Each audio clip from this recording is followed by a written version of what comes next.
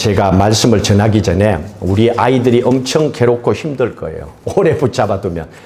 바꾸어서 우리 유라 세례식을 먼저 하고 그리고 아이들에게 자유로움을 주고 우리는 말씀을 듣도록 그렇게 하겠습니다. 우리 집사님 나오셔서 저를 도와주십시오.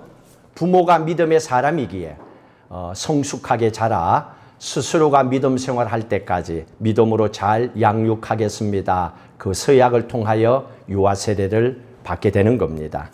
제가 몇 가지를 질문하겠습니다. 첫 번째, 제가 질문할 때 믿습니까? 할 때 네라고 대답하면 됩니다. 첫 번째 질문입니다. 여러분은 하나님 앞에 죄인인 줄로 믿고 예수 그리스도를 믿는 것 외에는 구원의 길이 없음을 믿습니까? 네. 여러분은 성령님의 은혜만 의지하고 성경의 말씀의 가르침을 따라 살기로 서약합니까? 네. 한 가지 더 묻겠습니다. 세례를 받은 후에 교회 앞에 복종하고 교회의 덕을 세우며 교인으로서의 의무와 권리를 바르게 행사하기로 서약합니까? 네, 알겠습니다. 자, 우리 그 자리에 앉으시고 우리 유아 세례 먼저 받도록 하겠습니다. 내가 예수 그리스도를 구주로 믿는 박장열, 곽선희의 자녀 올리비아 박에게 성부와 성자와 성령의 이름으로 유아 세례를 주노라. 아멘. 같이 기도합시다.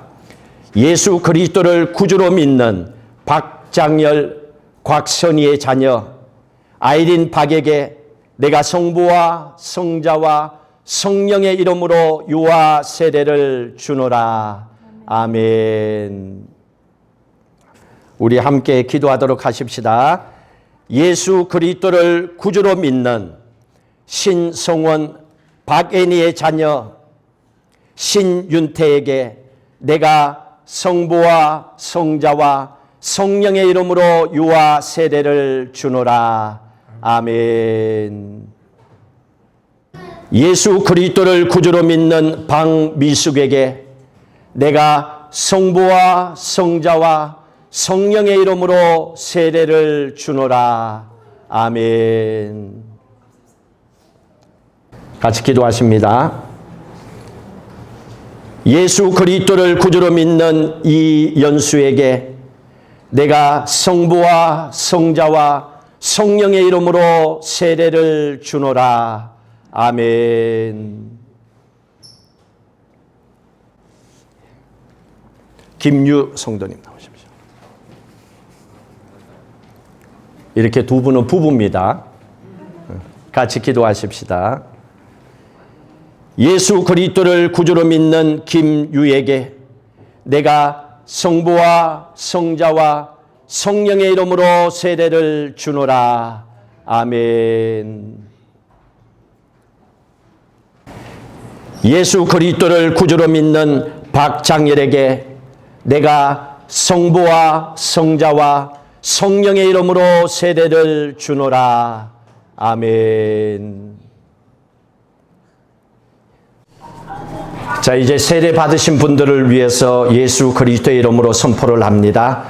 오늘 유아 세례 받은 분들은 괌 푸른 장로교회 유아 세례 교인, 또 세례 교인이 된 것을 내가 성부와 성자와 성령의 이름으로 선포하노라. 아멘. 하나님의 은총이 여러분들의 삶 속에 가득하기를 주의 이름으로 축복합니다.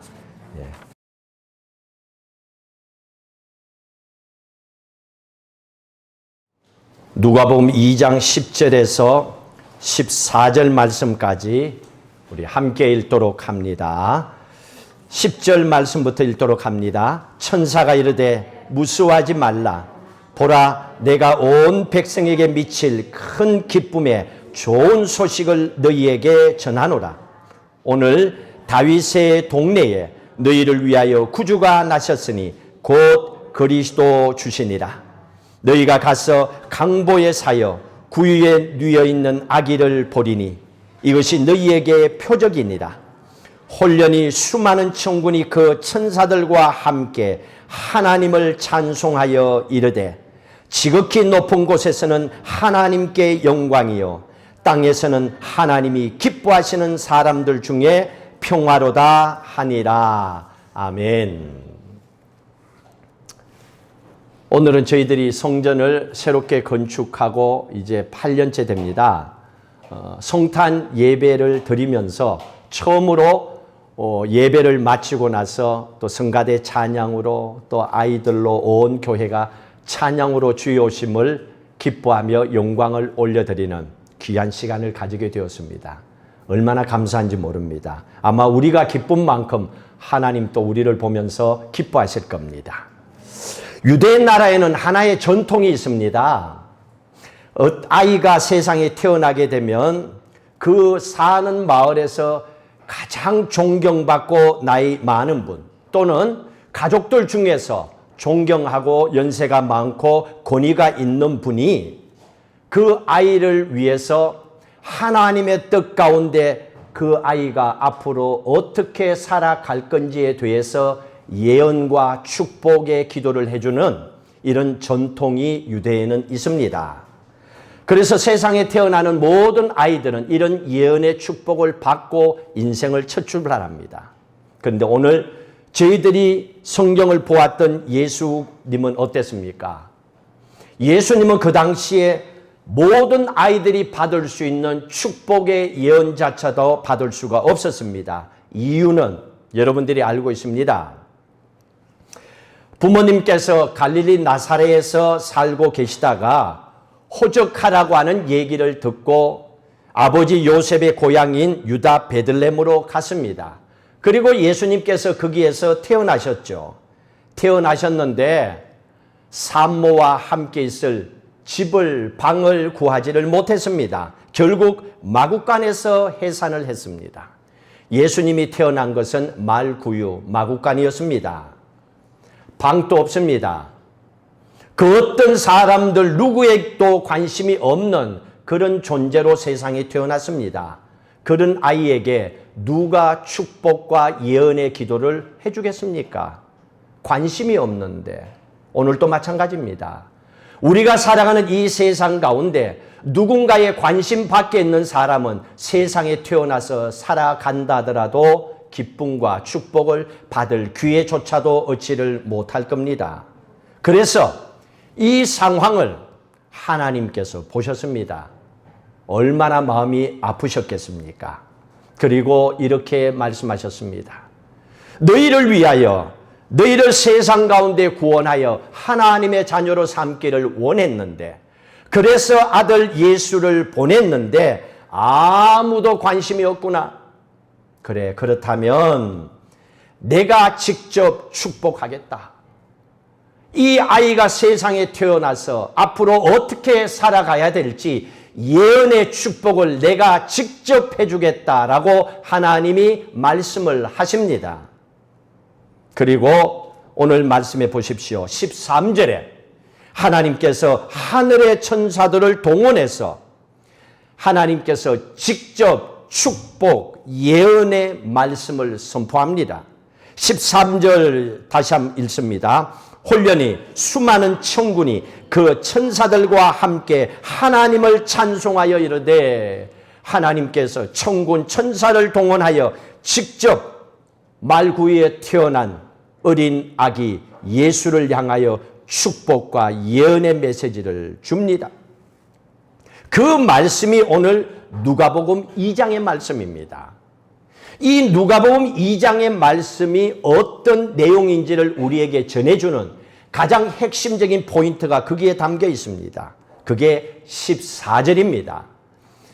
이 14절의 말씀 속에는 예수 그리스도께서 이 땅에 왜 오셨는지 또 예수님께서 이 땅에 오셔서 어떻게 앞으로 살아갈 것인지 예언의 축복의 메시지가 이 한 절에 담겨 있습니다.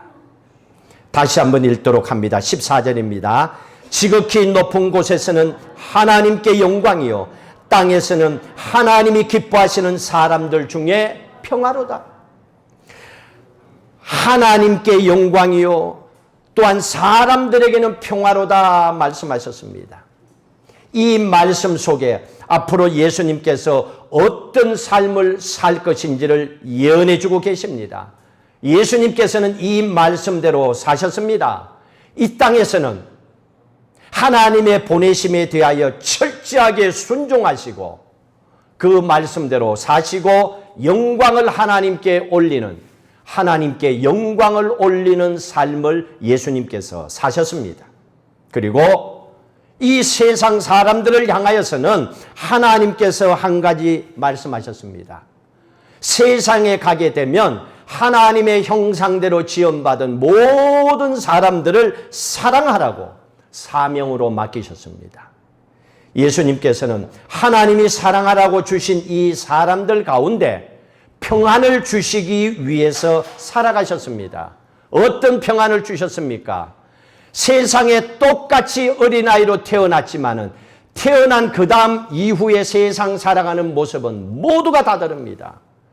기쁘게 즐겁게 살아가면 괜찮은데 아픔과 고통과 힘듦과 살만 나지 않는 인생을 살아가는 사람들이 너무나 많았기 때문에, 아파서 힘들어하는 사람도 많았기 때문에 예수님께서는 그 가는 곳곳마다 그 사람들을 고쳐주시고 그 사람들을 회복시켜주시고 인생에 망가진 것을 다시 살만 나도록 만들어주시는 일을 예수님께서는 하셨습니다. 그리고 너희들도 이렇게 가르치고 살아가라고 말씀을 해주셨습니다. 이 세상에 살아가는 모든 사람들에게 평화를 선포하시고 또 그렇게 사셨습니다. 이 말씀대로 사신 하이라이트가 십자가입니다. 십자가를 통하여 오늘 예수 그리스도께서 어떻게 살아가야 되는지 예언의 축복의 메시지를 온전히 이루셨습니다. 예수님께서는 십자가를 지시면서 하나님께 영광을 올려드렸습니다. 죽음으로 약속된 일을 이루셨다는 얘기지요. 그리고 이 십자가를 통해서 사람들을 죄 가운데서 회복시켜 주시고 망가진 인생을 일으켜 세워 주셔서 그들에게 자유와 평화를 주셨습니다. 그것이 십자가의 사건입니다. 여러분들 예수 믿고 구원받은 하나님의 자녀로 예배 가운데 살아가는 이 땅의 모든 크리스찬들은 이 진리를 알고 기억하고 감사하며 살아가야 됩니다. 이것이 예수님께서 이 땅에 오신 중요한 이유입니다. 예수님께서 이 땅에 태어나셨을 때에 하나님께서 천군 천사를 통하여 직접 선포하셨습니다. 성탄절은 어떤 날인지 오늘 여기에서 말해주고 있습니다. 하늘에는 영광이요 땅에는 평화라고 말씀하셨습니다. 그 일을 이루기 위해서 오신 분이 예수 그리스도라고 말씀하셨습니다. 그래서 성탄절은 하나님께 영광이요 사람들에게는 평화를 허락하는 겁니다. 그리고 이 성탄절은 하늘의 기쁨이 이 땅에 이루어지는 사건이 성탄절입니다. 그래서 우리는 성탄절의 예배를 드리며 또한 성탄의 찬양을 하나님께 드리면서 우리의 가슴 속에는 하늘의 기쁨이 지금 나의 삶 가운데도 가득하기를 원합니다. 하늘의 기쁨이 이 땅 위에 임하는 날이 성탄절이기 때문에 그렇습니다. 그런 마음으로 찬양하고 기도하고 예배하고 헌신하는 겁니다. 그리고 성탄절은 하나님의 사랑하심이 이 땅에서 힘들게 살아가는 모든 인간들에게 평화를 주기 위해서 임하신 날입니다. 그렇다면 여러분들이 오늘 세례받은 것처럼 예수 그리스도를 나의 구주로 섬기고 예수 그리스도를 내 인생의 주인으로 섬기고 살아가겠다고 결단하고 믿음으로 살아가고 있다면 이제는 여러분 스스로의 힘과 능력이 아니라 하나님의 사랑 가운데 주시는 하늘의 능력을 통하여 세상을 살아가야 되는 겁니다. 여러분들 힘으로 살아가면 지치고 넘어지고 힘든 상황이 올 수도 있습니다. 그러나 그걸 이미 알고 계십니다. 십자가에 죽기까지 사랑하신 예수님은 우리 인간이 이 땅에서 겪을 수 있는 가장 비참한 현장, 가장 고통스러움, 밤잠을 이룰 수 없는 아픔조차도 다 알고 계십니다. 사랑하시기 때문에. 그래서 우리는 성탄절이 하나님의 사랑이 이 땅의 힘든 상황 가운데서도 몸부림치고 살아가는 우리에게 평화를 주기 위한 예수 그리스도의 오심임을 잊지 마시고 하루하루의 삶을 시작할 때마다 오늘 또 내 삶의 주인이 우리 하나님이 되어 주십시오. 우리 주님께서 내 삶의 주인이 되어 주십시오. 나를 이 괌 땅에 보내신 뜻이 내가 재주 있고 능력이 있어서 온 것이 아닙니다. 하나님께서 나를 여호와 이레 이미 준비하셔서 보냈으니 이 땅에서 나를 통하여 하나님의 영광이 드러나도록 해주십시오. 그리고 살아가는 가운데 힘들고 어려운 순간이 있다더라도 포기하거나 절망하거나 내 인생을 덮어버리지 말게 하여 주시고 그 가운데도 하늘의 평화를 더하여 주셔서 넉넉하게 이겨낼 수 있도록 하나님의 사랑을 부어 주십시오. 기도하셔야 됩니다. 이런 마음으로 사셔야 됩니다. 이것이 성탄절의 중요한 의미입니다.